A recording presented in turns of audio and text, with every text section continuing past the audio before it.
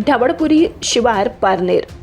ढवळपुरी शिवारातील डोंगरात सापडलेल्या खुनाच्या प्रकरणाचा उलगडा स्थानिक गुन्हे शाखेने करत सासऱ्याचा खून करणाऱ्या जावयासह त्याच्या मित्राला अटक केली आहे.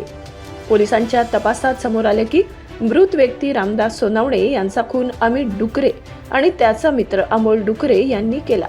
तपासादरम्यान अमितने कबुली दिली की त्याची पत्नी गेल्या वर्षभरापासून माहेरी राहत असून त्याला लहान मुलगी आहे.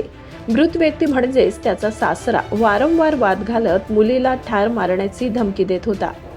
या रागातून अमितने मित्राच्या मदतीने सासऱ्याला कारमध्ये बसवून गळा आवळून खून केला आणि मृतदेह ढवळपुरी शिवारातील डोंगरात फेकून दिला.